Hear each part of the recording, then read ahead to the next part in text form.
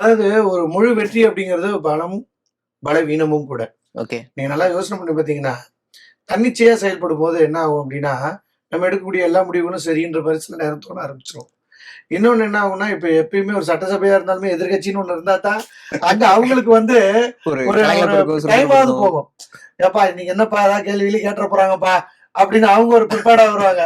இல்லன்னு வைங்களேன், நம்ம நம்ம வீட்ல உட்காந்துருக்க மாரி ஹாயா ஒண்ணும் பிரச்சனை இல்லன்னு இருப்போம். ரொம்ப லெத்தார்ஜிக் ஆயிடும் அந்த லெத்தார்ஜிக் இடத்துல. ஆயிடுவோம். ஆமா. அப்ப ஏன்னா என்ன பொதுக்குழுங்கிறது வருஷத்துக்கு ஒரு வாட்டி தான் வரும். அ செயற்குழு தான் மாசம் மாசம் மீட்டிங் நடக்கும்.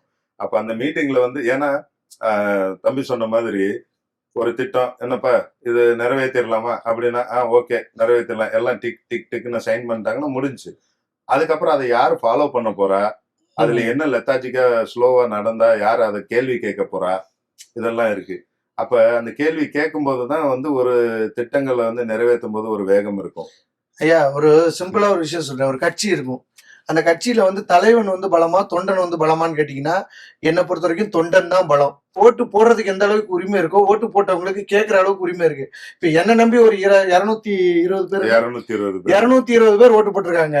ஏன்னா நான் பேசினது இந்த 20 நாளுக்குள்ள நமக்கு இவ்வளவு ஒரு டஃப்பான ஒரு காம்படிஷன் வந்திருக்குன்னா, அப்ப நம்ம இன்னும் அதிகப்படியான நாட்களோட நம்ம முன்னாடியே இத பிரியரா பண்ணியிருந்தா, நம்ம வந்து ஒரு 420 கூட வாங்கியிருக்கலாமேன்றது என் மனசுல இப்ப தோணுது. ஆனா ஒண்ணும் லேட் கிடையாது.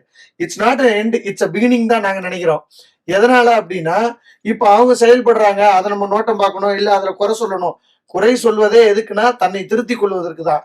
அப்ப நாங்க வந்து என்னவா நாங்க பண்ண போறோம்னா, சஜஷன் குடுக்க போறோம். இது இது இப்படி இருந்தா நல்லா இருக்கும். சங்கத்தின் எங்களுடைய மேனிஃபெஸ்ட் இருக்கு இல்லையா? எலக்ஷனுடைய நாங்க என்ன அறிக்கை விட்டோமோ, அதையும் நீங்க செயல்படுத்துங்க. ஏன்னா, நாங்களும் உறுப்பினர் நலனுக்காக தான் அதெல்லாம் கொண்டு வந்திருக்கோம். அத நீங்க பண்ணா எங்களுக்கு இன்னும் பெருமை. கண்டிப்பா. அப்போ நான் என்ன சொல்றேன்னா, இது வந்து அனுபவம், அப்புறம் வந்து சிந்தனை, அப்புறம் செயல். இது 3ம் கலந்த ஒரு விஷயமா இருக்கணும். அனுபவம் நமக்கு முன்னாடி சீனியர்ஸ் நெறைய பேர் இருக்காங்க. நம்ம சிந்தனை யாருக்காக இத நம்ம பண்ண போறோம்? நம்ம பேர பொறிக்கணும், நம்ம பேர் அங்க வரணும், நம்ம தான் இத செஞ்சோம்னு இல்லாம, நம்ம யாருக்காக செஞ்சோம்னு ஒண்ணு இருக்கணும். இது சிந்தனை. செயல், அத செயல்படுத்துறது.